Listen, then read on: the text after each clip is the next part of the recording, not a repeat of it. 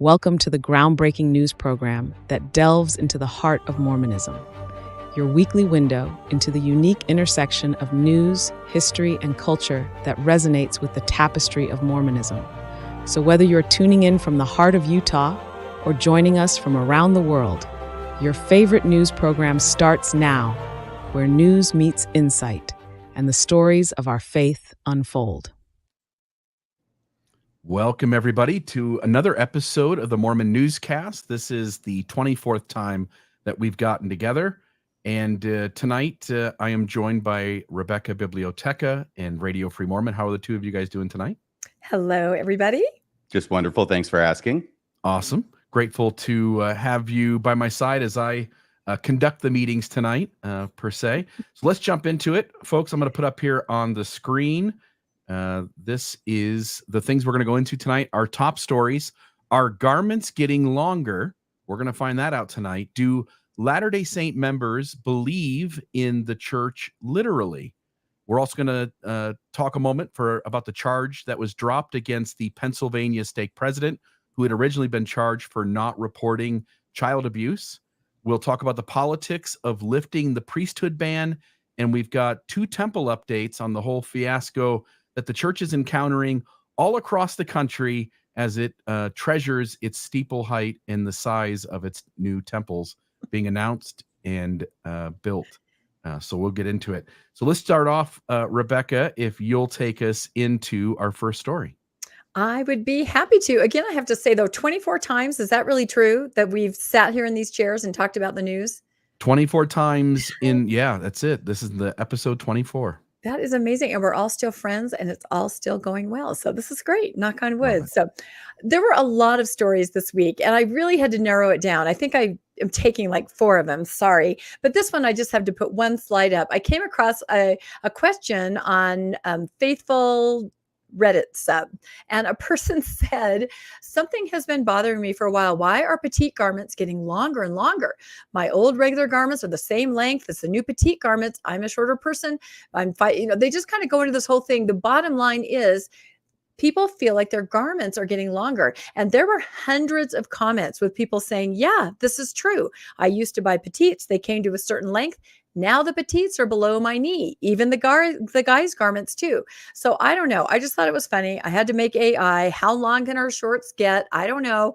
But what do you guys think about that? Do you think it's possible that there's some kind of workaround? I know some people were saying it must be a bad batch, maybe, wherever they're ordered from, China. But what do you think? Is that a secret workaround to just kind of make them a little bit longer to encourage modesty? I don't know. It does seem, Rebecca, that if the church were to intentionally do that, the more discrepancy you create between people who don't want to wear them and people who are wearing them, you sort of force the people who don't want to wear them to feel more shame. Hence, you get more garment wearing. And I'll say one other thing, which is just a tangent. My brother-in-law, when he went to the temple for the first time to get endowed, nobody in the temple prep class, nobody in his family gave him the heads up that he would be taking on these new underwear that were extremely long. And what he brought to wear after the endowment was just a pair of shorts and a t-shirt. So we went into Deseret Book. He had on his new garments, which went like below the knee, and he had on his normal shorts, which were like 4 inches above the knee. And as he walked around Deseret Book, I couldn't help but in my head go like, man, looks a little awkward. And everybody else in the bookstore was staring at him. So anyway, I wonder if the church might be doing it intentionally, but who knows, right? Who knows? When you say that, Bill, I'm trying to look at it from a third-party point of view. Why should that be a problem? Thinking about it now, the church wants us to wear garments, of course, if we've been to the temple, if we've been endowed, and now the church is making it clear that they want us to wear them night and day, 24/7, unless we're doing something where we can't. And yet, they want us to wear long sleeves or longer sleeves. For guys, it's a t-shirt sleeve. For women, it's a cap now. But it certainly goes down further on your legs. And then they expect us and require clothes be worn on top of those to completely obscure the fact that we're wearing garments so that they don't show. And that's that last part that what your story makes me think of, Bill. When did that become a thing? Why is it wrong to let the garments show, considering how sacred and holy they are? Of course, maybe that's the argument. They're so sacred and holy, we don't want anybody to know that you're wearing them. Yeah, I That's think right. that we've always sort of, your doctor sees them when you have to take clothes off for an exam or something. But I think we all sort of grew up with the idea that they're to stay hidden below our clothing. Definitely wasn't for him that day. Yeah. Great Yeah. story. It's like we're going backward in time now, back to pioneer days, and pretty soon we'll have them Yeah. go all the way down to the ankle and all the way out to the Yeah. wrist. Yeah, you have to wear your religion on your sleeve, literally. However, about sleeves, there were several little garment tidbits. I feel like we can't do a newscast without hitting temples or garments. I don't know what it is about us, but I also heard this, and that was that they had heard that in Africa, they were going to be rolling out more of a tank top garment for men and women. And that kind of makes sense to me. And then they said that that would make its way to other countries, United States, within a couple months. And I thought back to an episode I had done with our friend Lila Tuller on garments, where I let everybody know that garments are made of gray fabric, dyed white, and that's why they have terrible chemicals in them, and that's why they never get white, because you're trying to dye them and they're just returning to their gray state. But I believe it was a comment from Martine on that episode where she talked about knowing somebody who had worked in the garment design department, which are women, believe it or not, and that younger women in the department had designed something that was like more of a tank top, something like I could wear with this, and that the older women in the department had said no. They had policed it. So I had heard that there was something out there, a tank toppy garment. And then I heard this thing this week that possibly something might be on the pike. Of course, it's always, there's always the hope, right? And the wish. You hear these things, but I know they're making changes. I was at kind of a formal event over the weekend, and I noticed a friend who had kind of a lower cut top, and she is a garment wearing person. And she goes, "Oh yeah, you probably don't know this, Rebecca, but women's garments now are very plunging. Apparently they've done something to make it more so you could wear something that's more in the norm." So I don't know. Are they trying to make them a little more acceptable? I'm not sure what they're doing. Neither am I, but I won't be satisfied until men can wear a wife beater garment top. People made that joke about the tank top. That's coming. The wife beater. That's a look. I just saw one today, Rebecca, which was a female. Lot of cleavage showing, way more than I would have anticipated a Mormon would be able to show. And sort of like you said, there was Is it the denim dress? Is it the denim dress? I thought it was like a Outside the green church? dress maybe she was Okay. wearing. Yeah. Yep. But it was some sort of crisscross garment, Yes. they called it. And Yes. That's what I'm talking about. so I definitely is different than anything I grew up with in Mormonism. Yeah, no, that is exactly, because I don't know, you probably don't know these details, but for women, in order to get any kind of a neckline, you would have to just pull it down as much as you can and pull everything else up and try to get so you could even have a normal neckline, right? But this new crisscross, as they're saying, I believe, does give you, and it could be plunging or it could just be kind of normal. But so anyway, maybe getting lower in the front, but longer in the leg. I don't know exactly what look that is, but we'll have to keep garment watching, right? We're still doing it, even on the other side. Uh-oh, RFM. Sorry, I was typing something when I was searching. Men get the wife beater top, and women get the décolletage top. Oh, like a little camisole kind of a thing. Something With a like that. plunging neckline, I think. With a plunging That's neckline. what I was looking up to make sure I had it right. Boy, and suddenly the newscast is taking a turn, and it's only like 5 minutes in. So, all right. So we'll keep you all updated if any of those things actually happen. So we don't know. We are not sure. All right, let's move ahead. This is an article that was in the Tribune, and we've talked about this survey before, where they send out 80,000 postcards. And every once in a while, they'll drop an article with some of the data that they have scraped and synthesized from these postcards that they send out to faithful members. So this particular article talked about how literally do members take the church's truth claims. And in this, they're going to focus, as the picture here shows, on, is the Book of Mormon literal? Is it real people, real events? And the first vision, did that really happen? And they want to know how many members sitting in the pews any given Sunday actually believe this, which I find fascinating because we've talked about this here on the newscast before, that, you're sitting in sacrament meeting, you look to the left or to the right. I bet you have a very different belief than the person on either side of you. And yet you're both there. It's very personal, the kinds of things that people come up with to kind of allow them to stay in Mormonism, I guess. So usually I print these out so I can read them, but this time I put it on my phone. So as I alluded to, 80,000 postcards, random distribution to households within counties that had populations that were at least 15% Latter-day Saints. In addition, mailers were sent out and Facebook advertisements. So I think we have crunched some of this data here before, but definitely wanted to target active LDS members just to kind of take their pulse and see how they felt. And you can see there, that's kind of Morador. If you're not familiar with that word, it's the Mormon corridor where a lot of Mormons live, right there in that area. So I'm in Morador and Bill's in Morador, but it looks like RFMU've escaped. Okay, so a mailer. This is an example of the mailer on the right that they mailed out. And I should say this is the B.H. Roberts Foundation that has sent this out and is working hard to crunch all this data. And there was also a Facebook post that you could respond to. And I've heard Jana Reese give a couple, I went to a lecture that she gave where she kind of talked about this data and how it was put together. And it is really interesting because, we don't know. We don't have other kinds of ways to access stats about what people think in the church. So this is kind of interesting. Let's see, let's read this. So hold on. Okay.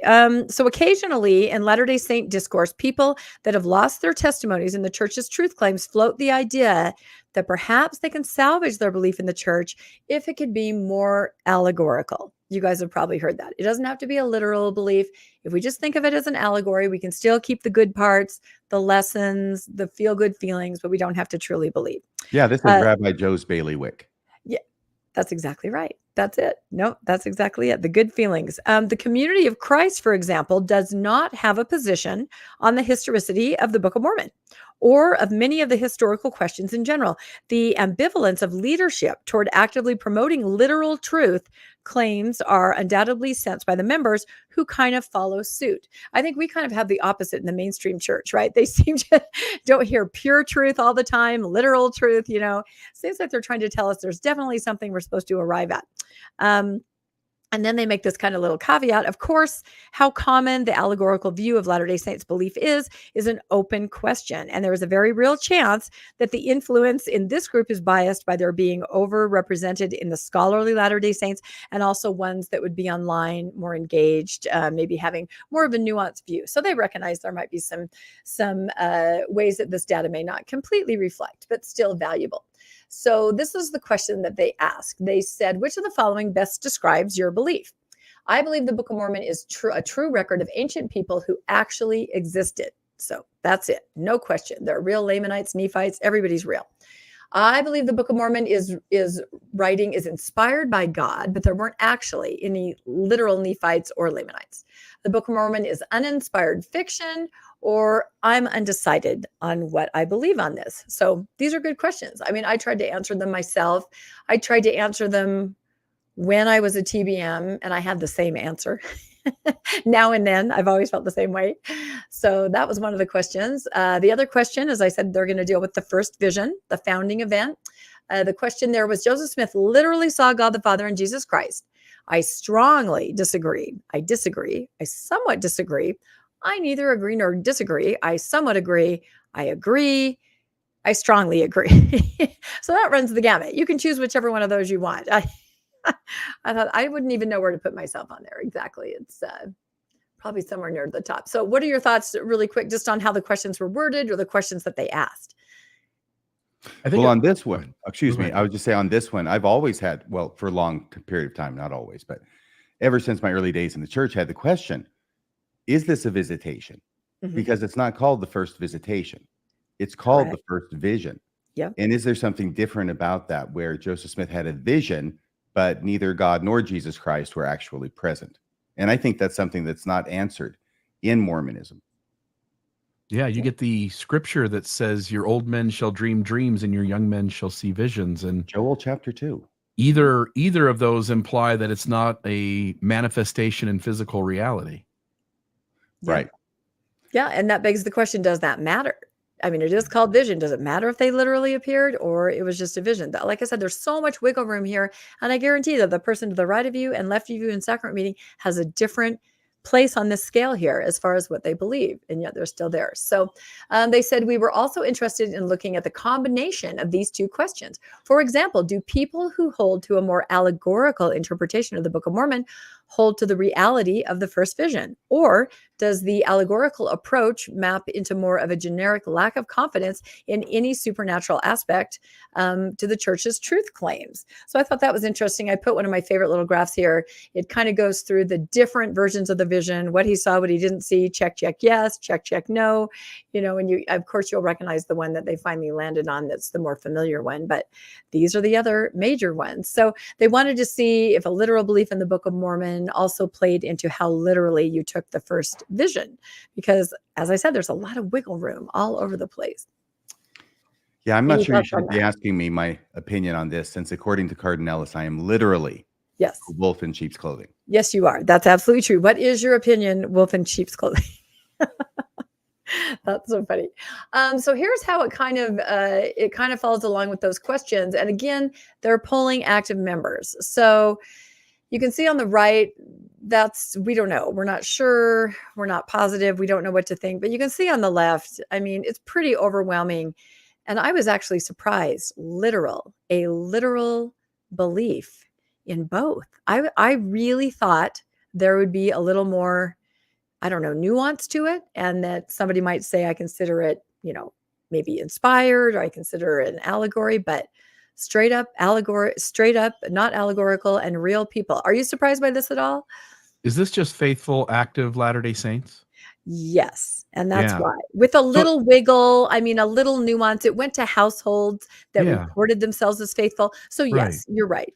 It at least gives us sort of an idea among the active membership. It tells you that there's whatever it is, 3% of folks sitting in the pews who have encountered the issues and sort of know that parts of this story don't quite add up and have taken something less than literal belief.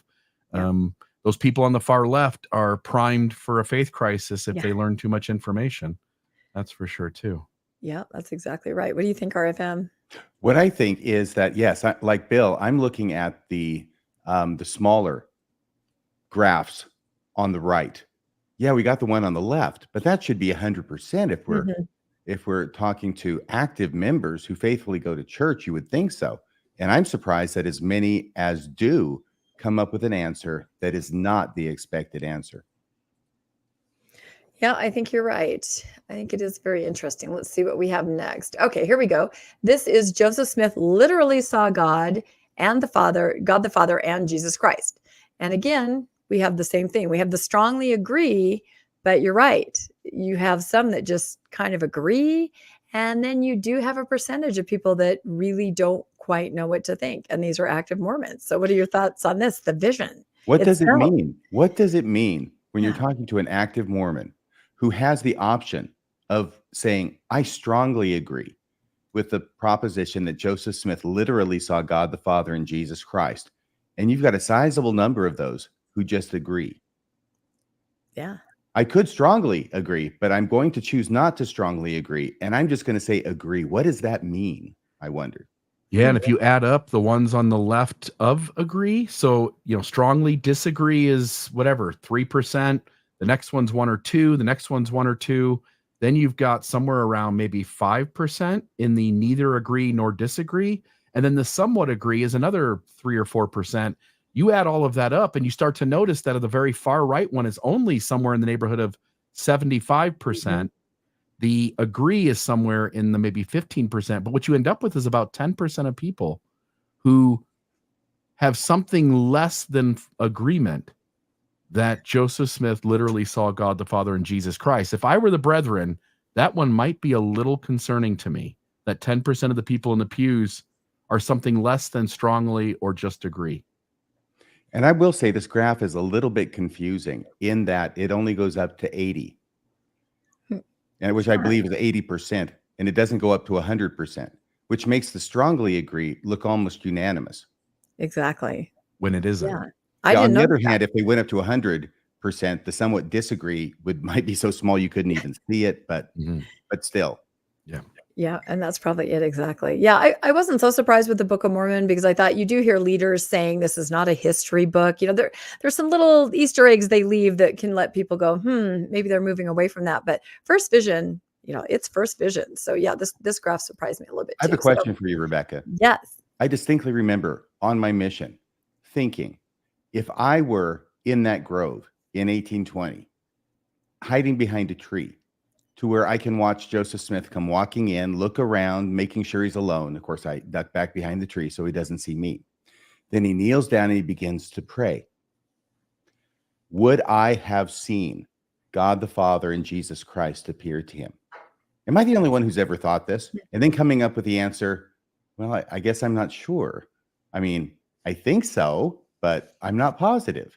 It's kind of like if a tree falls in the forest, right? Does it make a sound? Well, I also asked myself the same questions when I was very young, and I decided that yes, I believe something happened, but I believed it was aliens. That was always my answer, always the extraterrestrial. That was my explanation for the entire origin of the church, that it had to be aliens. You and the History Channel both. Yep. Ancient alien. Yeah, this was long before ancient aliens, but that's, to me, in my mind, that was more realistic than what they were telling me in Sunday school. So, and I had this idea when I was very young. Richard Bushman, very famous, faithful church historian. I don't think he would be in the strongly agree, because I think he's on record as saying that he prefers the 1832 account, which is just Jesus showing up. Exactly. If we go back to that chart, just Jesus. That's right. So interesting. So people who hold that the Book of Mormon is inspired but not historical are a small fraction, about 2 to 5% of the members, like you guys said, with the most being found in the non-Mormon corridor. Facebook sample, right? So again, there was some little wiggle room in the fact that some mailed things in, some just, took a survey on Facebook, different kinds of people. About 6 to 9% of our sample are agnostic toward the Book of Mormon's historicity. Don't know. Only 1 to 2% hold that the Book of Mormon is uninspired fiction.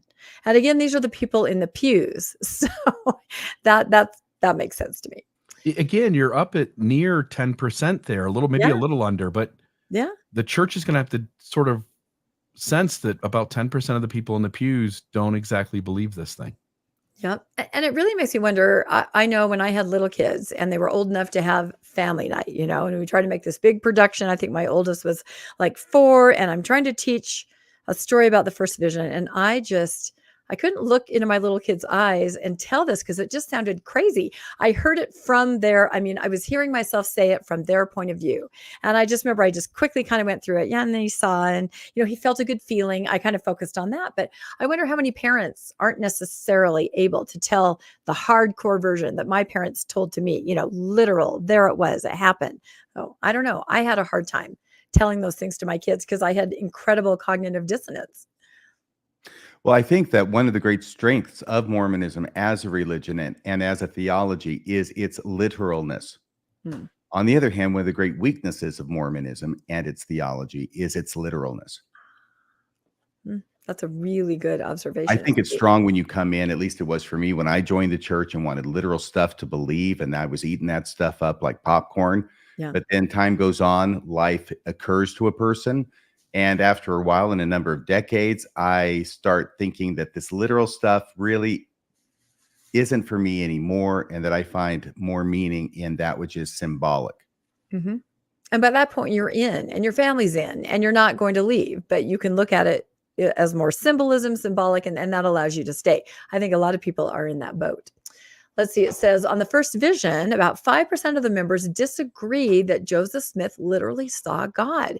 About 4% appear to have a sort of agnostic attitude about it, with the rest agreeing to some extent, with about 3/4 strongly agreeing that he did. So you're right, Bill. Those are kind of scary numbers. Is that a temple recommend question? I haven't had a recommend for so long. Do you have to say that you believe in the prophet Joseph Smith and the vision? I don't think you do. I think you have to have a testimony of the restoration. Okay. That would include that, right? I think the only leaders that you have to vow fealty to are the current leaders. I think you're probably right on that. So yeah. So again, lots of wiggle room here. Very interesting. And then they go on to say, however, while the sample sizes are quite small, a good chunk of the inspired but not historical crowd do believe that Joseph Smith saw God the Father and Jesus Christ. So that's interesting. They may not believe how literal the Book of Mormon is, but they still believe in the first vision. Or the inspired but not historically true respondents, about half of them agreed to some extent that Joseph Smith saw God, and about 20 to 30% of them neither agree nor disagree. They have no opinion whatsoever. That's very interesting. Why are they sitting in the pews? Or people who agree that the Book of Mormon is historical, 80 to 85% of them strongly agree that Joseph Smith saw God the Father and Jesus Christ. So do you find those numbers disturbing, Bill, when you see them kind of listed out like that? It is a little strange that people will be in one camp on one question and another camp, because Mormonism sort of imposes this all goes hand in hand. Mhm. If Joseph Smith saw Yeah. God the Father and Jesus Christ, then the Book of Mormon is an ancient historical text, and but people have their ways around things, don't they? Yep, I think they Yeah. do. And this is a great scene. I love the snapshot from 3rd Nephi. This is the part where Jesus says, "And now for my next trick, I will need a volunteer from the audience." I thought this was one of the guys who fought Superman in part 2 or 3. Yeah. Zod, General Zod, Yeah, I General thought this was Zod. part of that camp. because he's in black. Yeah, this is, Oh. this, I don't know.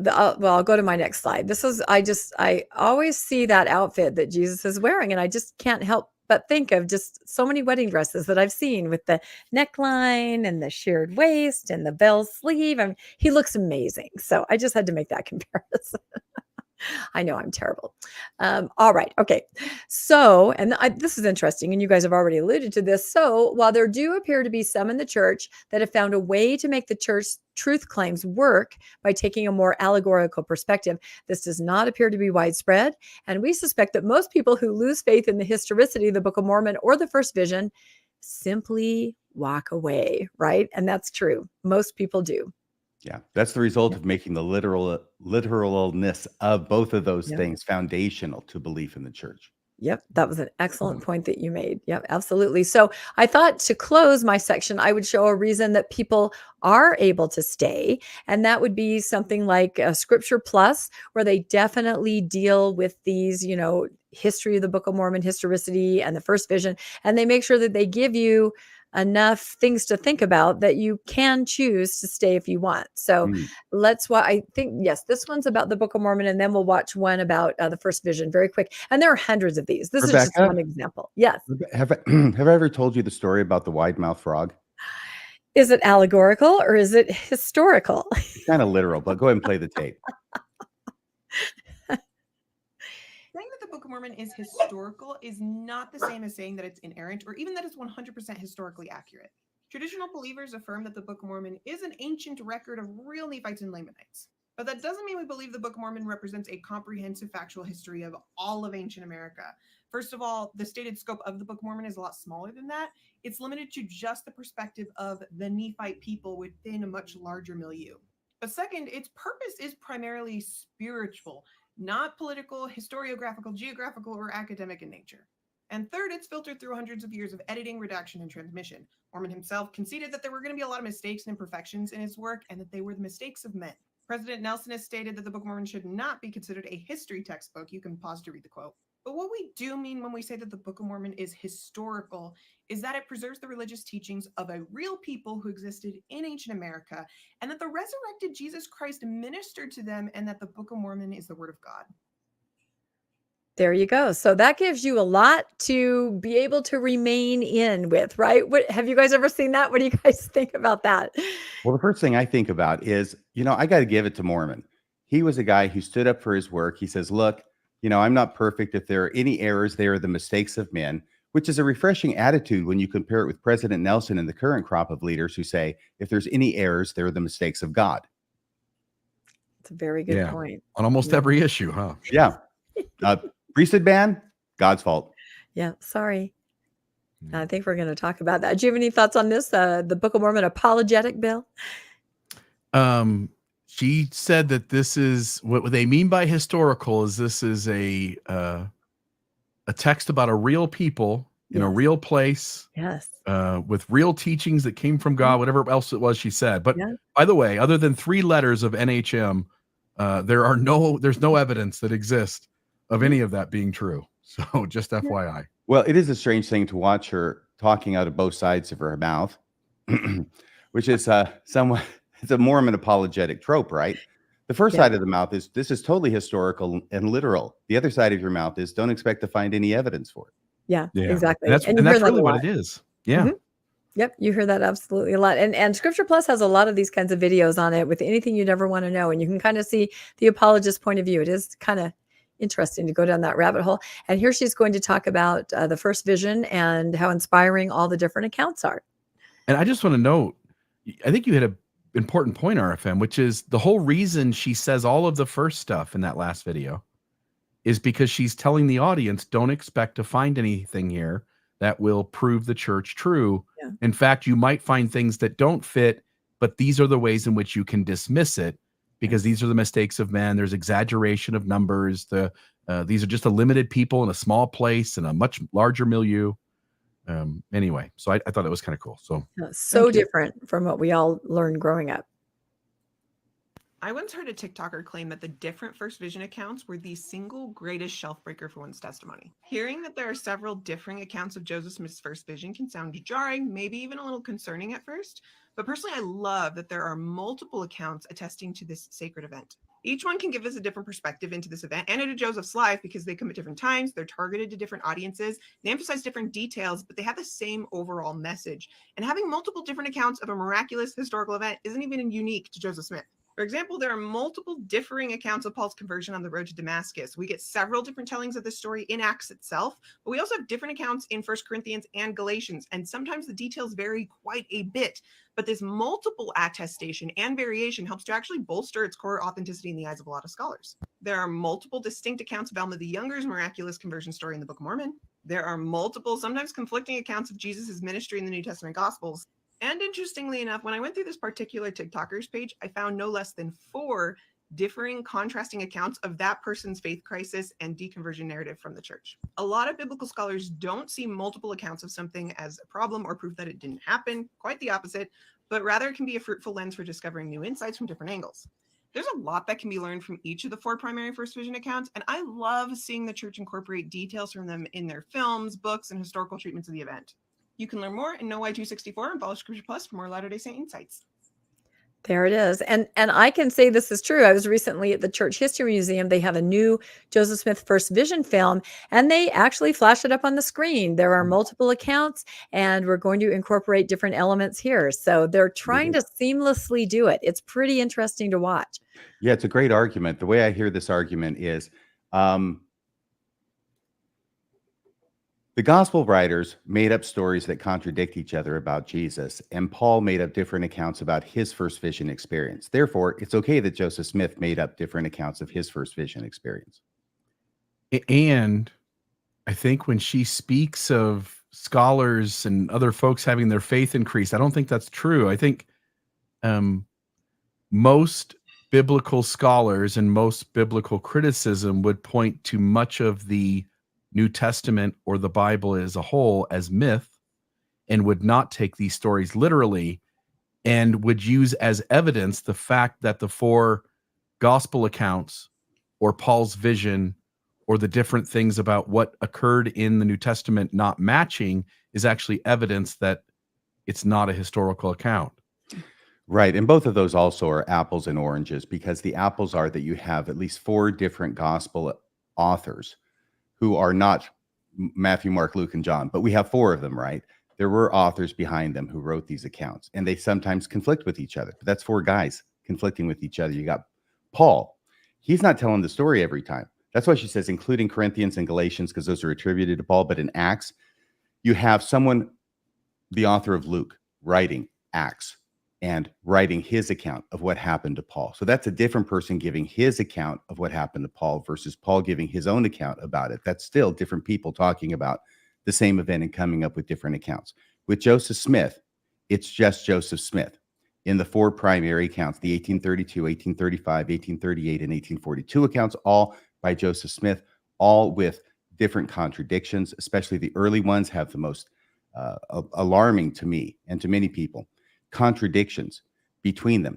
But these are all being authored by the same person, Joseph Smith himself, not by different people talking about the same event. Yep. No, that's a great point. I always think about, okay, if my kids came to me with a story like this, how did you get mud all over your Sunday clothes? Well, somebody threw mud at me. And then they come back the next day. Well, actually, you know what? I was rolling around in the dirt. Actually, I mean, it just makes it worse and worse. There's nothing about telling different versions of something that gives any more credibility to it. And I think about Joseph F. Smith, right? He saw it. He found a version, another version of the first vision. Did he say, look, everyone, I found this. Look how much this increases our testimony. Look how much credibility this gives to the entire first vision idea. No, he cut it out of Joseph Smith's journal. He hid it in a vault. And finally, when the Tanners, because they knew about documents surrounding it, knew it had to exist, he shamefully taped it with Scotch tape back into the journal. And you can see pictures of that. So he did not believe, a prophet did not believe that this was an inspiring, testimony building thing. It was something to be hidden. He knew it could damage people. That is such an important point that should never be forgotten. And like I say, if you have an argument about the first vision, the 1832 account of the first vision, not being faith promoting, if you say, oh, it's faith promoting, like Jasmine Rapoli, the speaker here is, right? Your argument is not with me. Your argument is with Joseph Fielding Smith. Mm-hmm. Mm. That's exactly right. Good Was point. it Joseph F. or Joseph Fielding? I always get them mixed up. I cannot keep them straight. I think Remember the F, F. right? He was at the beginning of the last. No. Remember the F. Sorry, had to go back to primary. Yes, exactly. Very young. Yep, Joseph F. Smith. Yep. There you go. All right. I think I'm at the end of my slides. I think we're ready to go. Oh, one more. I just wanted to ask you this last question. And on AI, I typed in confused Mormon, and that's what it came up with. But I thought was great. I don't know what level. You can tell it's a Mormon by his skin tone. Yeah, you can. And the temple behind him. And, I don't know what level of faith crisis he's at, but his eyes are definitely bulging out of his head and going different directions. So the question, does the Book of Mormon have to be historical? And I know there are entire podcasts about this. We've all done them. And does the first vision have to be literal? Any just final thoughts very generally about that? Well, I would only say if you decide that they don't have to be literal, they don't have to be historical, then you're also putting all of your eggs in the basket that prophets don't need to be real prophets either. Yeah, that is a great point. Yeah, this guy looks like he's at least at DEFCON 2. But the problem with Mormonism that it has is that it is so inextricably linked, the literalness of the Book of Mormon, with the calling of Joseph Smith, that it is very hard to unweave one without unraveling the other. And that's because we have in church history accounts of the last author, sometimes the first author, of the Book of Mormon showing up in person to Joseph Smith to show him where the gold plates are hidden, which he then takes literally out of the ground and literally translates. So if we're going to say the Book of Mormon is not literal, then that's hard for that not to impact the prophetic calling of Joseph Smith, because he starts sounding like he's making things up. Yep. No, I think you're absolutely right. So I always think that, if the Book of Mormon isn't real, Moroni's not a real person. So sort of like the chicken and the egg, how could he appear to Joseph Smith to tell him to go find the Book of Mormon? It just doesn't work on a very simple level like that. Yep. Great point. Hey, I'm up. RFM. Charges dropped against the Pennsylvania stake president. You may remember this story, which we did back in, I think it was the beginning of February this year and the end of January. Oh, and here we have the affidavit of probable cause. It's very hard to read here, but that's okay because I blew it up here. And this was the case where the stake president got charged with failing to report child sexual abuse, which he heard about not only from the perpetrator, who was then a bishop. This is 20 years old. It happened around the year 2000 when this kid was very young. And when the perpetrator was probably in his 20s, the perpetrator grows up, becomes a bishop who is in the stake, over which the stake president, Rhett Hensey is his name, is the stake president. And he gets it confessed to him by this bishop, whose name was Sean Gooden. Yeah, its name's up there. That, and this, I believe, was in 2020, gets confessed to him by the bishop, as well as by this 30-year-old victim, as to what had happened. And then the stake president did not report it to the police. He did call the hotline, the sexual abuse hotline that the church has. And he was advised by the attorney on the other end to not report this to the authorities. Well, it came out in the course of the investigation of this that these individuals, the perpetrator and the victim, had both told the stake president. The stake president had not reported it to police or any government entity, and therefore he ended up getting charged with failing to report sexual abuse. Okay, so having said all that, in September 2022, the Pennsylvania State Police Bureau of Criminal Investigation was contacted by the Prince William County Police Department of Virginia regarding a sexual assault investigation they were conducting. There were 2 victims in 2 different states. Through their investigation, information was received that a juvenile victim was sexually assaulted somewhere in Pennsylvania by Sean Gooden. That's the guy who'll end up being the bishop. Investigation into the assault began in Pennsylvania, and it was discovered Gooden had sexually assaulted a 12-year-old male at French Creek State Park in April of 2000.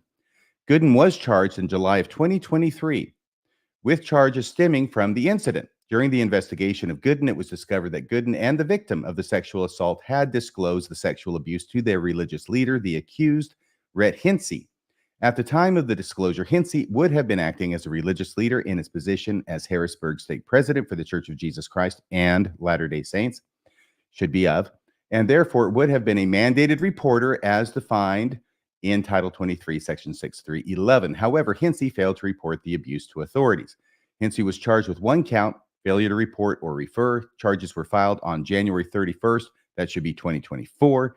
Hinsey is scheduled to be arraigned before Magisterial District Judge Wendy Grella on February 2nd, Groundhog Day, 2024. We previously covered this story on Radio Free Mormon. I think that was either the Thursday or the Friday immediately before that arraignment. Again, at Mormon Newscast, we covered it the day after, or excuse me, the Monday after, on February 5th, 2024. So this is a follow-up report. Charges have been dropped by the prosecutor, and here is the story by Tad Walsh of the Deseret News, published on June 7th. DA drops charges against Latter-day Saints stake president. It goes on, a Latter-day Saints stake president in Pennsylvania no longer faces a charge that he failed to report or refer suspected child abuse.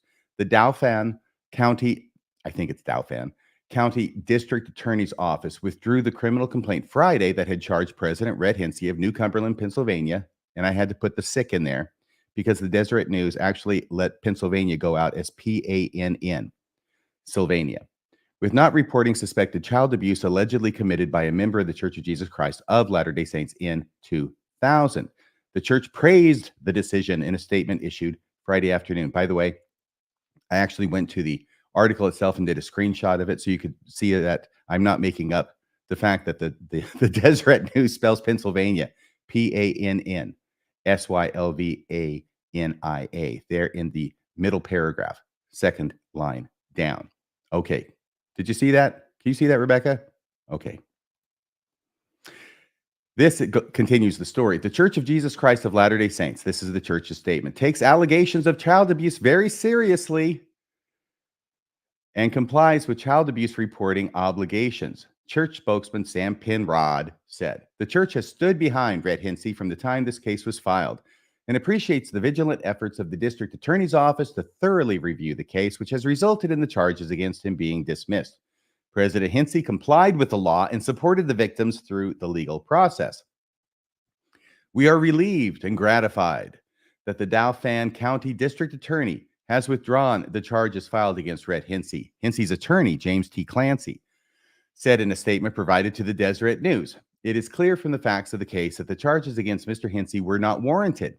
Mr. Hinsey has always been vigilant about the protection of children from abuse of any kind. Going on, police said Hinsey learned about the abuse more than 20 years after it happened while serving as stake president.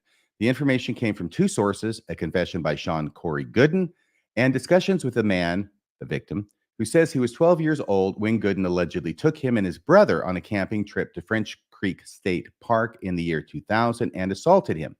After Gooden revealed the abuse to Hinsey, the stake president approached the victim.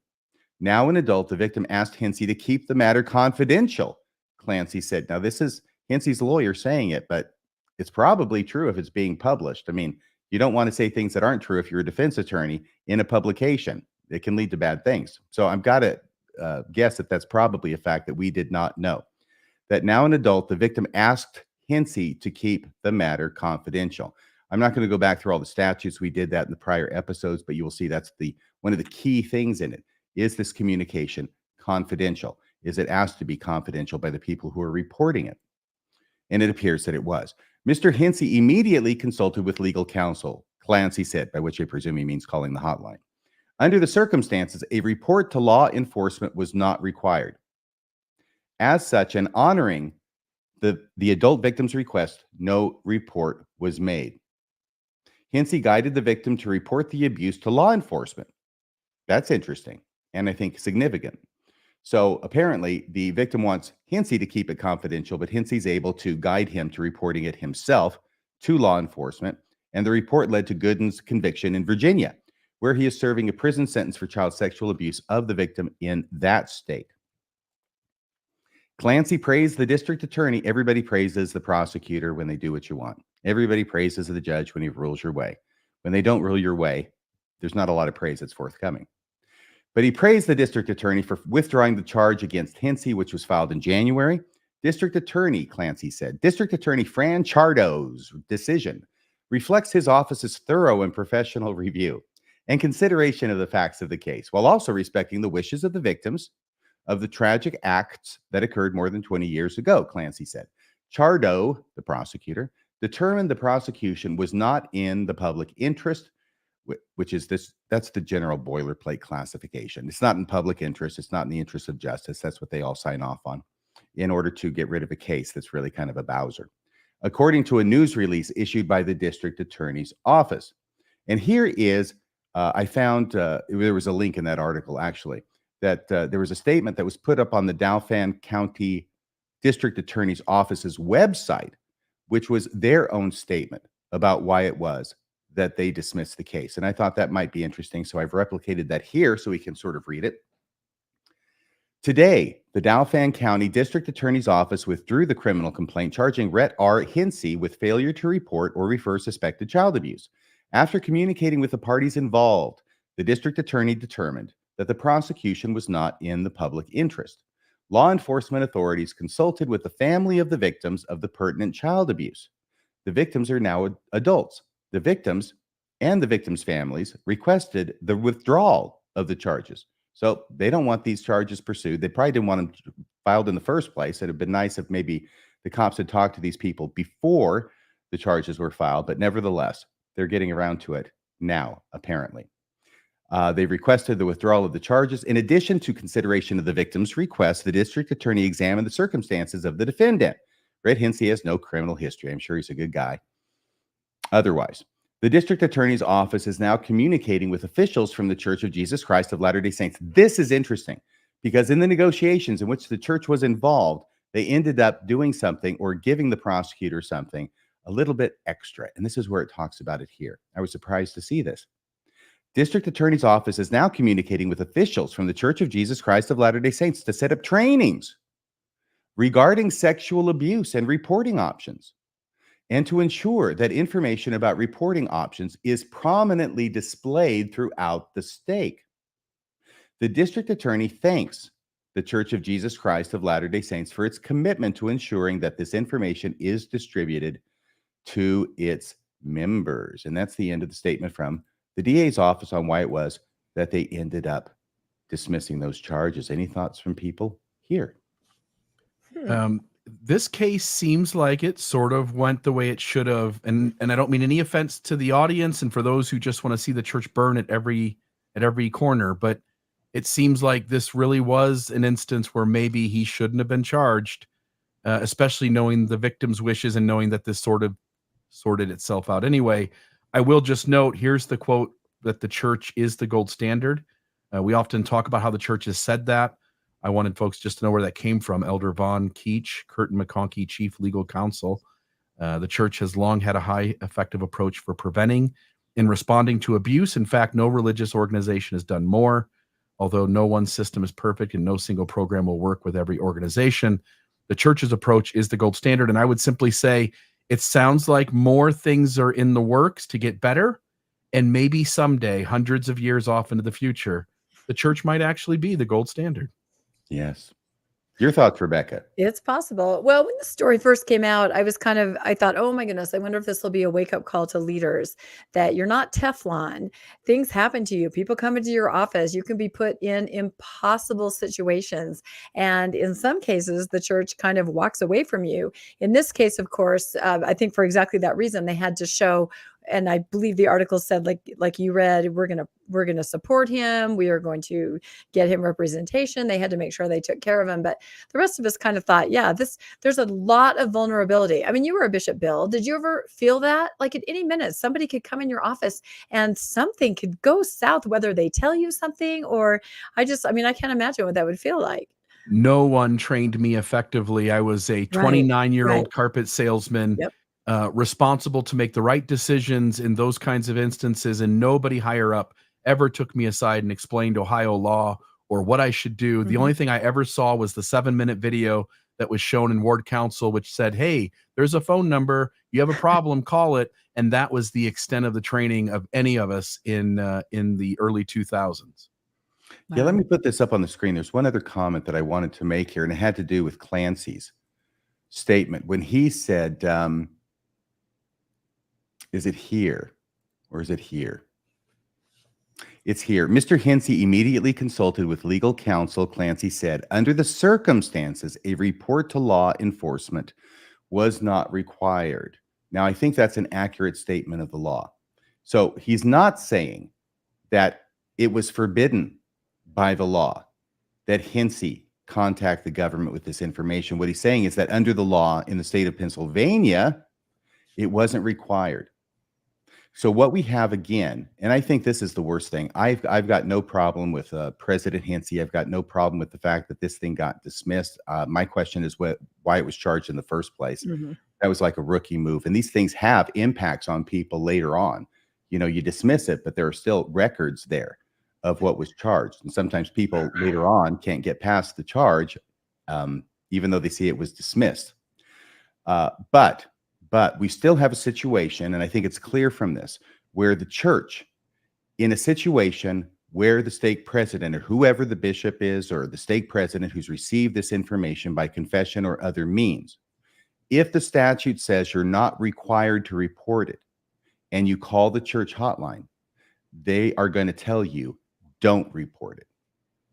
The option, every one of these I've seen, okay, I can't speak to all of them because I haven't seen all of them, but every one of them I've seen, if there's an option to report or an option to not report, the church lawyers in Salt Lake, when you call them, says, don't report. That certainly seems like victims aren't treasured as the number one priority, doesn't it? That's what belies that whole statement about that we grieve over this. Well, I would think if you grieved over it, then if there's a choice to be made, the choice would be, yeah, pick up the phone and dial 911 and call the police about this. But no, whenever there's an option, it goes to the offender. Yeah. Okay. Anything else from you two on this story? Nope. I was going to say that there are consequences, like RFM brought up. I believe that he was put on leave from his job, things like that. Of course, it was all sorted out in the end, but you're right. When you accept those callings, any calling, especially a calling working with youth, things can happen, through no fault of your own. Yeah. All right. Well, the next story here is the video I've put together. I just want to note on the front end, I'm very well aware that I pronounced Darius Gray's first name incorrectly. I didn't notice it until I was done. I was reading sort of the scripts that I create for these and didn't catch it till after, but I am aware that it is Darius Gray, not Darius Gray. But without further avail, here is my segment for tonight.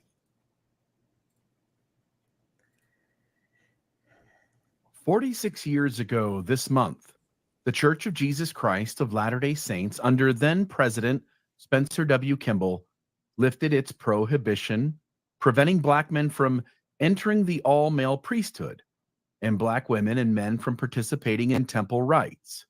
This historic shift, the most significant since the faith stopped practicing polygamy, abruptly it ended a long-standing racist ban. However, it did not eradicate racism within the church, as 126 years of theological justifications for the ban lingered. including influential works such as Mormon Doctrine by Apostle Bruce R. McConkie. Matthew Harris's new book, Second Class Saints, Black Mormons in the Struggle for Racial Equality, provides an insider view of the decision-making process, drawing from unprecedented access to the papers of Kimball, McConkie, Hugh B. Brown, and Joseph Fielding Smith. The book delves into the band's racist roots under Brigham Young, its removal and aftermath, shedding light on its profound impact on Black Latter-day Saints. The decision to lift the ban was not an overnight revelation, but a negotiation that unfolded over years, aiming to persuade the top leadership to collectively embrace the change. President Kimball, who had been ready to lift the priesthood temple ban months or even years before he did, faced the challenge of securing consensus within the quorum of the 12 apostles. Church doctrine necessitates that new doctrinal or policy changes receive unanimous approval from the highest leaders. The process involved addressing reservations among some apostles and aligning the decision with Kimball's global vision for the church, particularly as plans to build a temple in Brazil highlighted the exclusion of Black and biracial Portuguese saints who were actively contributing to its construction. One of the most vocal proponents of change was Hugh B. Brown, who challenged the ban's compatibility with Scripture. Hugh B. Brown, who joined the first presidency in the early 1960s, opposed the priesthood ban, believing it contradicted Scripture. He faced resistance from influential leaders like Joseph Fielding Smith and Harold B. Lee. Unusually, for a church leader, Brown went public with his views, confiding to New York Times reporter Wallace Turner in 1962 about potential changes, saying that the brethren were working behind the scenes to discuss a possible overturning of the racist priesthood ban. Brown met with Turner several times to pressure church leaders. By 1969, frustrated with the lack of progress, Brown secretly enlisted the help of then-President David O. McKay's sons to convince their ailing father to lift the ban. By this time, McKay was in and out of lucidity, and while approached by his two sons, allegedly during a lucid moment, another counselor, Alvin R. Dyer, intervened, believing the ban was in fact doctrinal. Dyer and Harold B. Lee thwarted the planned ordination of Monroe Fleming, a Black man, causing Brown deep disappointment. Years later, in December 1975, a dying Hugh B. Brown implored then-President Spencer W. Kimball to lift the ban and asked Kimball to promise to do so during his life, which Kimball pledged to do, emphasizing that it would in fact take time, though. After the revelation lifting the priesthood ban, President Spencer W. Kimball privately praised Bruce R. McConkie for his support. However, McConkie and his ally, Boyd K. Packer, began sharing embellished accounts in church firesides, claiming that past church presidents and Jesus himself had appeared to instruct them to lift the ban. These exaggerated stories angered Kimball, who insisted that the decision was guided by the Holy Ghost alone, with no audible voices, no supernatural manifestations. He emphasized the importance of accurately conveying this to the media and the public. Despite the lifting of the ban, the church continued to struggle with issues of racial equality. Concerns about interracial marriage persisted, with apostles like Mark E. Peterson insisting on disclaimers against such unions. These views permeated church teachings until they were officially repudiated in 2013 with the publishing of the Race and Priesthood Gospel Topic essay, following pushback from diverse church members. In 2010, the church quietly ceased publishing McConkie's Mormon Doctrine, which had long troubled Black members with its offensive passages. The removal was a response to mounting complaints, but occurred without significant public acknowledgement. highlighting ongoing challenges in addressing the church's racist past. It also should be noted that Dallin H. Oakes at the B1 conference made it clear that he believed that the ban itself was from God, and only the explanations around it, including valiancy in the premortal life and curses of Cain and Ham, were the disavowed racist theories. But again, that the ban itself came from God. Prominent Black Latter-day Saints, such as Darius Gray, now call for a formal apology from the church for the past ban. Gray, who once believed an apology was unnecessary, has since emphasized that healing cannot occur without it. The church's 2013 Race and Priesthood essay denounced past racist teachings, but contemporary racism within the church often manifests itself politically rather than theologically, underscoring the need for continued vigilance and action. As the church moves forward, it must reckon with its history and explicitly acknowledge the racist nature of the priesthood and temple ban itself. An institutional apology is crucial for genuine reconciliation and to demonstrate a commitment to racial equality. Until the church takes this step, it will continue to face scrutiny and calls for accountability regarding its past actions, and it will have to deal with the racist priesthood and temple ban forever and ever, perhaps for all of time and eternity, until it does so.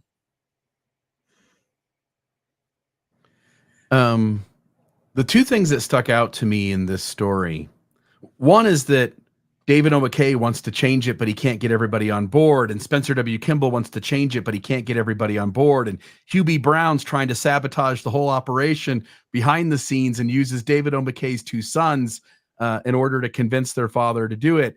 And then you've got McConkie and Packer embellishing the accounts after the revelation happens. And when you take all of that into account and look at the collective view, what you end up with is 15 old curmudgeons who can't change their mind on anything. And the last thing in the world that actually happened was a revelation. Your guys' thoughts? Yeah, it's very political. I did a podcast called The Politics of the Lifting of the Priesthood Ban, and that's really the first time I had looked into it. And I have to say, I was horrified. There are real villains in this story. I will say it right there. And I have an advanced copy of the book. Like, I have this before even Matt Harris got it himself. He is doing a series with John DeLynn. It's going to be multiple parts. This is so important to go through. And it was funny because John called. He goes, "Hey, do you have an advanced copy?" Matt said he sent it to you, and we don't even have a copy. Matt hadn't even seen it. They said, "Send me a picture." So I've already started looking through this. By the way, very, very good synthesis of the information in there in your video right there. But this is going to have an impact. This is going to blow things wide open. And it's funny because I podcasted with Matt before, and he's an impeccable researcher. And he describes it this way. He says, "I think of research like a Thanksgiving dinner. You know, some people research and they're okay with what you would call the side dishes, you know, the gravy or the cranberry or some of the dessert. And that means maybe secondhand sources, third-hand sources, things like that." He goes, "I don't do anything unless I have the turkey dinner. I have the turkey." And that's what you see in this book. The book is not a turkey, but what he has are journal entries, notes, meeting minutes. He has the sources right there. And when you read this and you see exactly what Bill said, these are 12 angry men, 12 grumpy, infighting. At the end, they had to trick each other. One was in the hospital. One was they sent out of the country so that they could pass this, because there has to be a consensus. And there were some villains that absolutely did not want this to happen.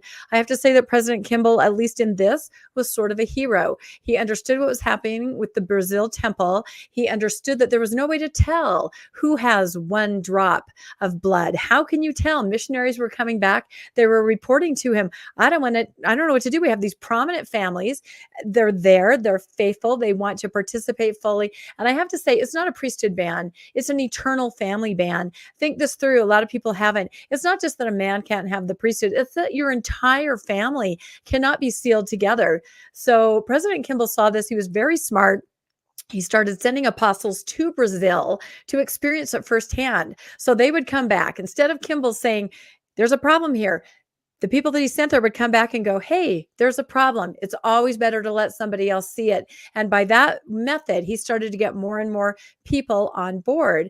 And now I am old enough to remember when this happened. You probably aren't, Bill. And RFM, had you joined the church yet in 1978? I was baptized a couple of weeks after this revelation was received. It was the same month, June of 1978. But Really? strangely, the missionaries didn't tell me anything about it during the discussion. Yeah, Greatest strangely. revelation within decades, and no Yeah. one talks about And it. no, well, it's very problematic. But I have this memory because I would have been 12, and my parents were wonderful, but my dad, who was the kindest person in the world, there was an interracial couple in our neighborhood, and he would always point them out, and he'd say, they're good people, but what they're doing is really, really wrong. The church is against it. You know, he'd make these statements that were very racist. And I was always really confused because I looked really happy. They had a red convertible. I remember going, they seem pretty dang happy and pretty dang awesome. So I knew that point of view that he had. And yet, sitting next to him in state conference, he raised his hand as high as anybody else, you know, to say, yes, do this. So overriding personal prejudices, or maybe the prejudices just existed because of what he was told from Mormon doctrine. We had like 20 copies sitting around our church, our house, you know, so it was a very interesting era, and they lifted it, of course, still problematic after that. But I cannot recommend reading this book. Look, I'm doing a book talk. I cannot recommend reading this book enough. This is a window into the inner workings of the church. You will be fascinated, horrified.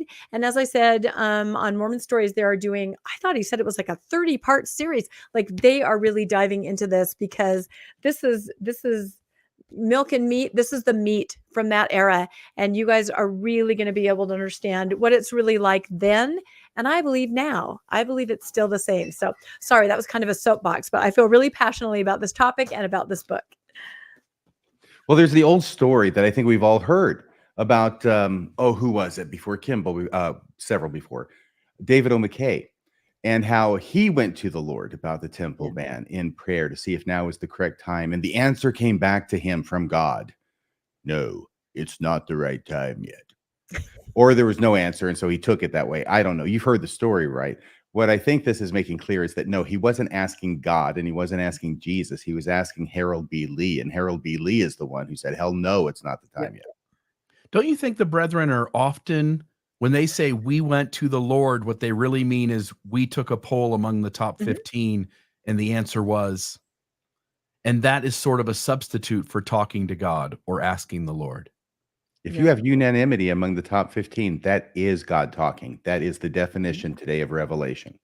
Yeah. But they fight for that consensus. And what happens when you have to have a consensus? It's the one person who's holding out that gets their way eventually, because they will not bend. So eventually everybody has to, and then they all pray about it, and then they all feel good about it. So, well, except the apostolic charge that Hugh B. Brown told us about in his biography. yes. Right, Bill? Yeah. So the apostolic charge is essentially that each of the apostles, when they take that office, they promise to the church, to the leadership as a whole, that anytime there is disagreement, whatever the majority decides, the minority will walk out of the room as if they were part of the majority. And you can see that play out in numerous instances, such as Elder Christofferson on one side saying he wasn't in favor of the November 15 policy, and on the other side sitting in front of a camera with the church public relations department and putting on the good face of a loyal apostle. And I think you could pick out lots of moments in the church where people in top leadership do what the majority says to do, even though there were rumblings that they didn't agree with it behind the scenes. But aren't they all talking to God? That's the confusing part. Isn't God talking to each of them? Isn't God giving them the same message? Does God enjoy watching them fight and bicker and gerrymander and lobby? Is that what he likes? Maybe that's what he does for fun with popcorn. I don't know. But if they're all talking to God, should they not be on the same page to lead the church? Well, there's also the old cartoon about all the 15 sitting around the big table. And what is it about how every apostle, when they have a meeting, each one individually wonders if they're the only one who hasn't seen God. Yeah. It's the emperor's new clothes. Nobody's going to say anything. So, but I mean, this issue, I think if you're younger and you didn't grow up with this, I mean, I'm reminded of a Sandra Tanner story when I interviewed her on John DeLynn about her memoir, Lighthouse. And she told about a young man who was in the stake. He got a mission call. He had the priesthood. And then somebody looked into his background and his genealogy. And what did they discover? He had one drop. She remembers this vividly. They stripped him of his priesthood. He couldn't do anything. And she remembers thinking, how is he going to get married? How is, he seemed, you would never know. You would never guess as many times. It made no difference whatsoever. But she said that had a great impact on her, remembering this young man. And what would his future be? Through no fault, absolutely nothing, but just they had looked into his pedigree and way far back, they'd happened to discover this. And this was real. And I don't know if you guys read about the blood bank that was separate in Utah. Yeah. And of course that existed in the United States, but I think it existed in Utah far longer than other places where you could not risk, having a transfusion where you might have, it literally was one single drop. They took that very seriously. Yes, the Mormon God has a long and established track record of being extremely concerned about things that have nothing to do with whether you're a good person. Yep. And I'll say it's not just the Mormon God either, although that's what we're talking about here. I think the God of a lot of people is often very concerned with things other than whether you're a good person. Wait, is that growling Alice I That's see? growling Alice. Alice, how do you feel about this topic? Me too. All right. Well, before we go to our last story, and Rebecca, two last points here. One is that if we exhumed all of the past prophets of the LDS Church and sent a sample of their bones to 23andMe DNA, we would inevitably find that at least some of them, and probably most of them, but at least some of them had African lineage in their DNA, number one. And number two is that once you see that this isn't a revelation in the way these men posed it, that this was a decade or decades long negotiation among the top 15 to get everybody on board, and that there wasn't anything special about how it went down other than just a long burn of slowly getting these folks to come to one side of the aisle when they started on the other, then there's no reason for why you shouldn't apologize. And so to the LDS leadership, an apology is absolutely necessary. And by the way, you can call me a critic, but I'm telling you, it's in your best interest. The sooner you do it, the sooner you get to put this issue behind you. And you can't even begin to do that until you as a church offer a systemic apology for what you did. And with that, I'll turn it over to you, Rebecca, for our final story. One other thing, Rebecca, before you start, I have not read this book. I want to read this book, and hopefully we can have Matt Harris on the show, maybe on Mormonism Live or something, to talk about this book. But it does strike me as interesting that at least two, Bruce R. McConkie and Boyd K. Packer, of those who were most vehement against having this ban lifted, and I'm sure took some of the most persuasion, right, to come over to the side of, okay, we'll lift it, are the two who come up with these crazy stories about Jesus showing up. Because apparently they're feeling like, okay, well, I wouldn't have changed my mind unless Jesus showed up. Therefore, we're going to make up a story that Jesus did show up. Yeah, it does seem absurd, doesn't it, for apostles of the living Christ to make up stories in order to substantiate the thing that they needed to make up a story to substantiate. Yeah, and it's just all their personal ego that they make up this story.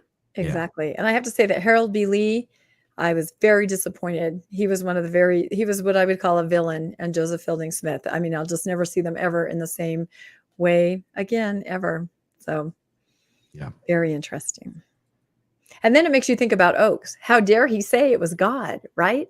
Just a few years ago, when that's not true. It's infighting. So, all right. Another hot topic that everybody's cranky about. Let's just, we need blood pressure medication here on the Mormon Newscast. So I thought I would get a quick update on the McKinney, Texas temple. I know a lot of you tuned into John's show, Mormon Stories, where RFM and Mormonish, my co-host Landon and I were on, and we watched part of the Fairview town meeting in person. It was really, really exciting. And I had a lot of people email me, well, what happened at the first part of the meeting and what happened at the end of the meeting? So I'm going to go into that just a little bit here, but we're talking about the McKinney, Texas temple being built in Fairview. And boy, did the church step in it there, because it's like a Hatfield McCoy kind of situation. The people in Fairview, there have been some issues with an airport. They are like, why do you dare to call this, after the name of this town that we're, a little bit at odds with. So all kinds of stuff going on there. On last Tuesday, the 4th, we had the Fairview Town Council. The residents who are hoping that the temple could be relocated to somewhere else are wearing green shirts that say, follow the laws of the land. And they kind of refer to themselves now as green shirts. The LDS members were asked via emails and text, everything, to descend upon the meeting and to wear white shirts. And the day before, they were asked to try to send 15,000 emails of support within 24 hours. They did a good job. They got 13,500, and 99.9% of them were from outside of the city, outside of Fairview. And so, of course, at the meeting, they kind of said, thank you, but we're listening to people from Fairview. So what was interesting about it is that and this is just one of the emails that they sent out, where they said, we need you to write an email supporting the height and the light and the mass of the walls and all of that. And we also need you to show up, and please make arrangements to come, and please wear a white shirt. Well, during the day before the meeting, LDS lawyers who had flown into town and the town council kind of met in chambers, sort of, and they talked about a possible continuance. So by the late afternoon, the church was getting word out to all these thousands of people that were going to come. 2,500 people in white shirts did come. But can you imagine the number of people that were planning to come? Except for they received these emails and texts, 11th hour. They actually say the words, stand down. I just love that. I don't know. This is way too small for me. RFM, can you read the one on the right side of the screen at all? Where they say the words, the one that says Church of Jesus. I guess they all do. The smaller one. Doesn't look like there's very much in it. Yeah. Well, is that better? Can you read it now? No, I can't. Sorry. My computer is like 5 inches big. Round Rock Ward, brothers and sisters, this is an urgent message. We have been asked to stand down and not attend the meeting tonight. More information to follow.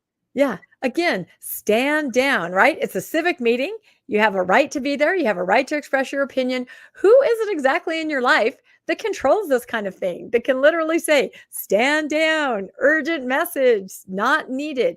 Because as they had found out in chambers earlier, there's going to be a continuance. They don't need all of your heartfelt testimonies about the temple. We're going to save that till later in the summer when we're going to meet again. So can I just jump in here for 2 seconds? Yes. The final decision here was, we're going to kick this can down the road, and the church has been asked to come up with some construction revisions. Yes. Which tells me that the church is beginning to sense that the tide has turned, and that this is beginning to give a public opinion negatively.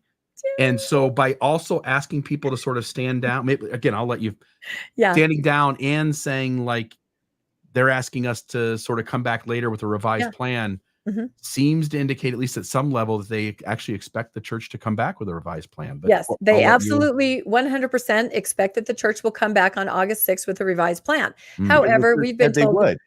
What? And they said they would. Said they would. The church asked for the continuance on the condition, on the promise that they're going to come back with some revisions and some compromises. Right. However, we do know they hired a very powerful real estate law firm in the area. So I'm not sure what part that will play, but we will see in the next 2 months. But basically, they're saving the good stuff for August. They do not need the testimonials. The members can stay home. And there still were, if you look at the pictures, there still were, look at that mass of people in white shirts. There were still 2,500 people that were there from the area. They just didn't want them traveling from far away. So yes, you're absolutely right, Bill.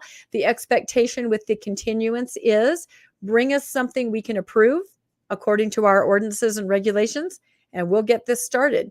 Bring us something that we can't approve, and then, there's probably going to be denial. We don't know. But from the church's side, I think that this is exactly what happened in Cody.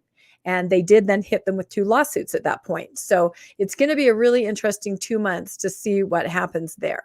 So stand down, everybody. And I Well, don't the want to be most, cynical. I don't want to be cynical, oh no, but don't be there's a cynical. lot of heat on this and a lot of light on Yeah. this right now, largely due to Rebecca Biblioteca. Oh my goodness. And And Nemo the Mormon, no, right there. because of you.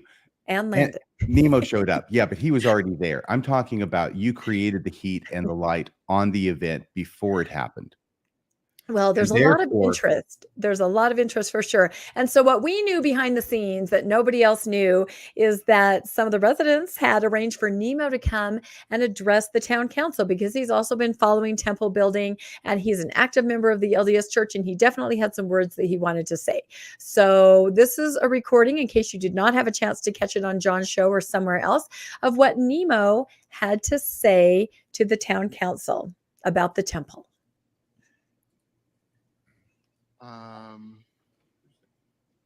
Douglas Stilgo? Is that his name? That's our very own Nemo the Mormon. All the My name is Douglas Stilgo, and I traveled here from Oxford, England. I'm a member of the Church of Jesus Christ of Latter-day Saints. I'm a graduate of the Church's seminary program. I'm a returned missionary, and I'm also the UK's leading commentator on the Church. There are 3 simple points that need to be made here, particularly in response to the claim being made that the height of the steeple is part of our religious observance. 1, temples do not need a steeple. 2, the steeple does not have to be a certain height. And 3, architectural design is secondary to the temple's primary purpose. The Church currently has 199 temples that are either operating, being refurbished, or awaiting dedication. All of these are equal in their value to Latter-day Saint worship. They all provide access to the same covenants and ordinances. And there are several prominent examples of temples with no steeple at all. Mesa, Arizona, Cardston, Alberta, Leh, Hawaii, and most recently, Paris, France. Of those temples that do have a steeple, the shortest is just 54 feet in Freiburg, Germany. In fact, almost 90% of the Church's temples have a steeple shorter than what is being proposed here in Fairview at 173 feet and 8 inches. It is eminently acceptable to the Church in almost 90% of cases to have a steeple shorter than what they're asking for here in Fairview. The shortest temple the Church has ever built is the Paris, France temple at just 42 feet tall with no spire, no steeple. Yet it has a square footage of 44,175 square feet, the same as the proposed temple in Fairview. Steeple height, therefore, cannot be argued by square footage. And speaking of the Paris, France temple, presiding bishop of the Church, Gérard Corset, said, "There are a number of constraints that we have, the code that we have to respect. But in the end, it is only good because it makes for a temple that everybody accepts and recognizes as theirs." The presiding bishop of the LDS Church publicly declared that respect for planning code and constraints is a good thing because it makes for a temple that everybody accepts and recognizes as their own. Where is that attitude here? Furthering Bishop Corset's point, the Church has said a temple's design, both internal and external, is secondary to its primary purpose. The prophet and president of the Church, Russell M. Nelson, said more plainly in 2022, it's not the location, it's not the architecture, it's the ordinances inside. I've heard many claims that this steeple variance is required by LDS beliefs, and that's simply not the case. The president of the Church has said otherwise. The actions of local leaders are not in harmony with the teachings of the prophet of the Church. And I don't know why they're ignoring the plain teachings of the president of the Church. But what I can say categorically is, as a member of this Church, steeple height has never mattered. I have known throughout my entire membership of the Church that some temples have steeples and others do not. I think LDS Apostle David A. Bednar summarized it best in April 2023, just last year, when he said regarding temples, who cares what size it is if you have access to the same covenants and ordinances? And thank you very much. And they cut the applause on this audio, but boy, everybody was cheering for Nemo, and it was just perfect what he said. It was such a wonderful moment. And we usually will have so many members getting up one after the other and bearing testimony of the temple. We didn't have this at this meeting because they'd been asked to stand down. We had somebody who discussed being trapped on a cliff overnight and looking out into the valley, and the only thing he could see was the temple. I know Landon said, "I'm a scoutmaster. That sounds like a scout trip gone bad." So, it's feelings. A primary president of a state got up and said that the children love the architecture of the temple, and here are hundreds of drawings from children. They allowed second hour in a lot of wards to write letters. The youth wrote letters, the adults wrote letters, the children drew pictures. Another gentleman got up as a state president and talked about the danger of young people driving from Fairview area to Dallas to do baptisms for the dead. And so it's really important to have a temple that's local. And interestingly, Elder Runland, I think it was him, dedicated a temple over the weekend, and he also made a statement about the safety of a close temple. So I wonder if we'll start hearing that, because they're just trying to find examples of why do we need to break your zoning codes? There's no legal reason. It's all just a preference. It's not a right, it's a preference. So these were some of the examples. So this meeting really was about the green shirts, the residents getting up armed with, weren't you impressed, RFM? I mean, good heavens, they knew the traffic, they knew the drainage, they knew the codes. They All just the were green really, shirts. yeah, the all green the people shirts, the opposed green to it knew shirts. the Yes. zoning ordinances, and we're Mhm. talking about those. And apparently the church members didn't want to talk about that at all. They really don't. It's about feelings. But if we can play our next slide, there was one gentleman that stood up and he got a standing ovation. And you will see why. This is an active member of the church. And this is what he had to say. And it took a lot of courage, as we know, to do something like this, to give a different point of view than what your church is telling you you're supposed to hold. So this is really powerful. Members of the council for hosting me tonight and permitting me to speak. I speak in opposition to the conditional use permit as proposed. I'm a member of the Church of Jesus Christ of Latter-day Saints trying to live a life of integrity. I've worshiped in Latter-day Saint temples for over 15 years. I volunteered 2 of those years abroad in full-time proselyting missionary service. I hold a current temple recommend, which is a document that attests that the bearer meets the requirements and is considered worthy to enter the temple. It's presented and scanned in the lobby to gain admission to operational temples. My fellow members here are well-intended. You're good folks. Please give us grace. Thousands have emailed and hundreds attend today in response to misleading letters from our leaders that the quote, growing opposition does not want us to have a temple. It's clear to all who have involved themselves that the people in government of Fairview have taken no such posture. The only thing left in the way of this temple is church leadership's insistence on details such as the height of the spire. There's no tenet of the faith, no principle, no doctrinal basis for the height of the temple spire. In the temple, Latter-day Saints make covenants and carry out ordinances of salvation such as baptisms for the dead, the initiatory, the endowment, sealing families, and all of these also on behalf of deceased ancestors. The steeple and spire are not related to the ordinances performed in the temple or their associated covenants.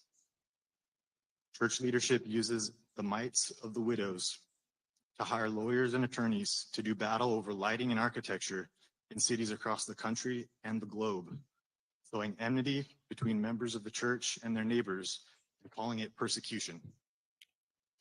Now it's happening right here.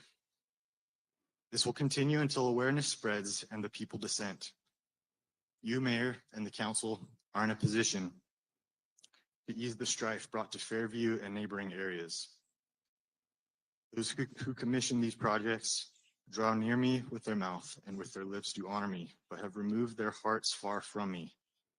They speak softly and carry a big stick. I've never known Americans, certainly not Texans, to lie down just because someone carries a big stick.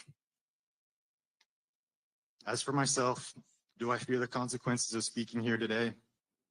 Yes. But action in spite of courage, action in spite of fear is courage. Let's be courageous. Thank you. That's pretty amazing. I mean, and we all know the courage that it takes to do something like that. That's pretty incredible. Yeah. And we had somebody at a Lone Mountain meeting that stood up and did that too, just comes forward and says it, because I think more people are just saying in good conscience, I cannot, I cannot. And I feel like a lot of the local members are being manipulated, to have to do things that they don't want to do. We got a recording from a leadership meeting. This would be stake level leadership, where Curtin McConkie flew in to talk to them. We posted this on Mormonish, and one of the stake presidents is like, what do I say to people? Why does it have to be so high? I don't know what to say, and he's pretty much told, well, if we concede in one town, we'll have to concede in all towns, and that'll be a precedent. So we are not conceding, we are doubling down. And that's kind of the story every single place. And I think we'll just end on this update. I wasn't going to talk about Bakersfield, but I think I'll save that till next week, because I think this is a good spot to just ask your opinion really quick. And again, this meeting, the whole meeting was so powerful. And I will say that on Mormonish, because we got so many requests, what happened before and after, tomorrow night on our regular episode at 6 p.m. Mountain Time, we are going to play the entire meeting with commentary. Yes, we sat through it again, but boy, is it powerful from beginning to end. So any thoughts from the rest of you just on that? And then I think I'll be done with my segment. RFM, your thoughts? Well, first thing, huge kudos to our good friend Nemo from across the pond for making that trip to address the city council there in Fairview. He has a wonderful accent. He has a wonderful way of presenting his information. He did a great job. He was one of the few that I saw that actually ended their comments before the 3-minute time limit was up and they were told they need to shut up and sit down. He got done a few seconds before that. He had it timed out. Everything went well. I'm trying to put myself in the position of people on that city council, listening to that last individual who was a faithful member of the church, who came out and broke ranks and said, do I fear for having coming out and said this? And this in the context of hearing all these other faithful Latter-day Saints talking about how important this temple is and the height of it, the spire and the walls and everything. And listening to this one person say, do I fear for this? Yes. What kind of church is it that you actually have to fear about coming forward in a public meeting and telling the truth? He's not, defaming anybody. He's actually being quite gentle in what he's talking about, and he's giving a lot of charity, I think. But, you break ranks in this church, and you can be put in a position where you fear for your membership, maybe even for your eternal salvation. Yeah. I only note that Nemo laid out the legal argument. Again, the church's own words will crucify them. I have to imagine if a jury and a judge hear multiple occasions where church leadership says the size of the temple doesn't matter, it's really hard. And there's nothing in the correlated material to counter that it's going to be really difficult to suggest to a jury and a judge that the size of the temple or the spire matter. And then also, as you guys point out with the second person, the two of those together, again, if the church continues to act this way, this is going to get louder and louder, because every city is going to be able to have the context of what came before them in the various cities. And they're already going to know all of the best arguments to use. LDS Church, just follow the law. Just be a good citizen as a system and follow the rules and law. It's one of our articles of faith is to be obedient to the kings and magistrates, to presidents, to government, and you're not doing it. And what you're ended up being systemically is a bad citizen. So there. Anything else from you, Rebecca, on this one? That's it. Well, I just feel, I know you say there's nothing in the doctrine of the dogma now, and there's not. And this is kind of how it started in Cody, where they tried to pull this, and Cody's like, there's nothing in, and they showed him the shorter temples. And I feel like we may see it coming, but I think if we call it out enough and predict it enough, maybe it can't happen. When you start to hear that in conference talks, in addresses, you'll know exactly what they're doing, and you'll know why it needs to be there. It's a legal workaround to prove that LDS people cannot worship without these things. Now, I do know in Lone Mountain, one of the people on the city council, same scenario, has started saying they just added that doctrine a couple years ago. Some of the Mormons aren't aware yet. So there is that idea that they're trying to say, yeah, it's there. It's just that the mainstream Mormons aren't aware yet. But everything I found in those two wonderful quotes from President Nelson, where he said, it's not the architecture, it's not the building, and Elder Bednar saying, why does it matter? The size doesn't matter. So those kinds of things, unless they try to dial those back, which they may, but we're all watching. We all already know. It's all already out in the open. So those are very powerful statements that can help all these wonderful residents. And I will say the residents are communicating and they are talking amongst themselves and sharing resources. The very same thing is happening with a little, variation in each place depending on the circumstance, but it's the same every town. So they can all kind of learn from each other. And there's a big spotlight on it and getting bigger. So it's fascinating. Steeple doctrine. Who knew that would even be a thing in the summer of 2024? Who knew? Yeah. And it's Yeah. not a thing. And it No. isn't in the past 2 years Yeah. because, Bill, what is it that we know has to happen before a teaching becomes a doctrine in this church? It has to be taught by all 15 men. Oh, That's right. We've got at there least you 2 go. apostles saying that. So Okay. this just goes from bad to worse for the church. By the way, earlier on, right before you played Nemo, I was talking about, I hope I'm not being cynical, but I think it's quite possible. And the view that I have is that they're continuing this in order to get it off the hot seat with all the focus and all the Kliegelites and all the heat that's going on. Let's kick it out a couple of months till things cool off. Then we'll come in and try and get what we want when it's not quite so controversial. Yeah. Not here I at the think Mormon it's only gonna- Newscast, though. Yeah, We'll be exactly. covering it.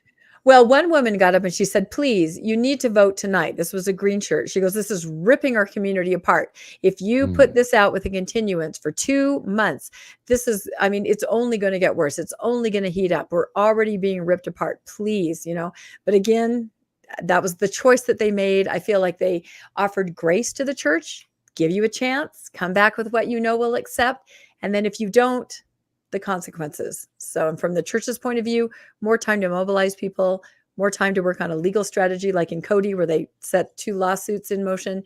So it's going to be a summer where we'll probably be mentioning this on the newscast almost every time. But I will say on social media, never saw anything much about temples. I post quite a bit. Now, if you scroll through Facebook, you scroll through Reddit, almost every couple posts, there's something about the temple. Someone's made a meme about the steeple. People are definitely watching this as kind of a microcosm of behavior. I think that suddenly there's just a big spotlight on it. So very interesting to watch. Awesome. Well, thank you, Radio Free Mormon. Thank you, Rebecca Biblioteca, for the stories that you shared tonight.